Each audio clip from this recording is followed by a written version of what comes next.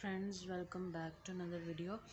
आई hope कि आप सब ठीक होंगे। सो गाइस, आज की वीडियो को हम शुरू करते हैं। बेसिकली आज की वीडियो में हम देखेंगे डिजिटल एसेट्स क्या होते हैं। एसेट्स आप लोगों को पता होगा आज की वीडियो में, लेकिन हम देखेंगे एसेट्स क्या होते हैं, डिजिटल एसेट्स। तो यहाँ पर मैं लिख लेती हूँ व्हाट आर डिजिटल एसेट्स। ठीक है, मैंने लिख लिया है। अब यहाँ पे जो इन्फॉर्मेशन आई है, एक बकायदा पूरा विकीपीडिया है, वो हम सर्च करते हैं और उसको पढ़ते हैं।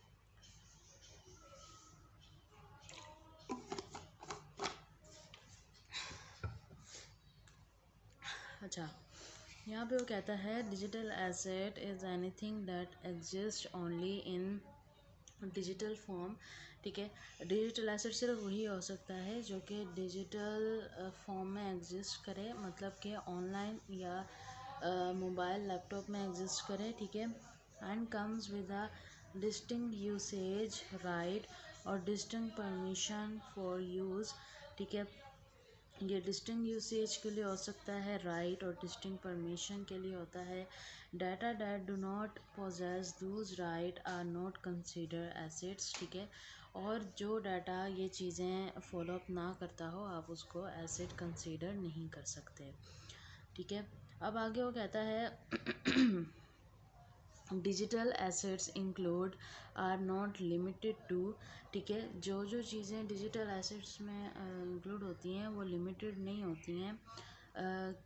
कहाँ तक जो है वो, क्योंकि ये चीज़ें लिमिटेड नहीं होती हैं। Digital documents, audio content, motion picture and other relevant digital data currently in circulation और स्टोर ऑन डिजिटल अप्लायंसेस। ठीक है, वो कह रहा है कि डिजिटल एसेट्स जो होते हैं वो इन चीज़ों पे सिर्फ नहीं स्टोर होते हैं, इन चीज़ों पे सिर्फ नहीं रहते।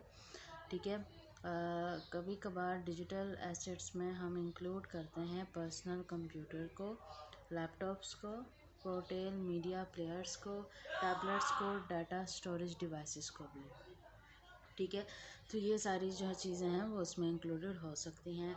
एंड टेली कम्युनिकेशन डिवाइसेस, और यहाँ पे अब आते हैं टेली कम्युनिकेशन डिवाइसेस, वो भी इसमें इंक्लूड होते हैं।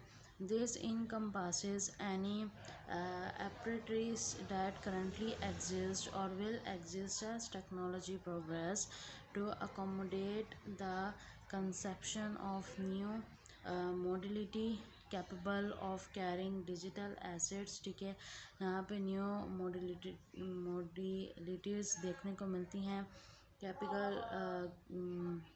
कैपेबल जो हों कैरिंग डिजिटल एसेट्स के। ठीक है, अब यहाँ पे आता है this holds true regardless of ownership of a physical device on which the digital assets is located. ठीक है, तो ये जो सारी चीज़ें आती हैं ये फ़िज़िकल डिवाइसेस पे होती हैं हमेशा तर, जो डिजिटल एसेट्स होते हैं, और ये डिजिटल एसेट्स में लोकेट होती हैं। ठीक है, डिजिटल एसेट्स फिज़िकली एग्जिस्ट नहीं करेंगे, लेकिन ये सब जो है ये फ़िज़िकल एसेट में, फ़िज़िकल डिवाइसेस में करेंगे। टाइप्स अगर हम देखें इसकी क्या क्या हैं, तो वो मैं अभी ओपन कर लेती हूँ उसको। ठीक है, टाइप्स में वो कहता है कि फ़ोटोग्राफी आ सकती है, लोगोज आ सकते हैं, लोगो भी आपका एक एसेट होता है अगर आपका बिजनेस है। इलस्ट्रेशन आती है, एनिमेशन आती है, एडो विजुअल मीडिया आता है, प्रेजेंटेशंस आती हैं, सेपरेट शीट आती है, डिजिटल पेंटिंग आती है, वर्ड डॉक्यूमेंट्स आता है, electronic mails, website and various other digital formats जो हैं वो आते हैं। Respective meta data. ठीक है, मेटा डाटा से भी चीज़ें जो हैं वो इन्वॉल्वमेंट यहाँ पे करती हैं। The number of different types of digital assets is exponentially increased due to the rising of number of devices। ठीक है, इसमें जितने भी राइजेस ऑफ डिवाइसेस होंगे इसके साथ इंक्रीज होगी। To the rising number of devices that leverage these assets such as smartphone serving as conduits for digital media, new digital assets including certain type of cryptocurrency, non-fungible token are created by every day। ठीक है, आपको इससे पता है token जो हैं वो daily base पे जो है वो क्रिएट किए जाते हैं।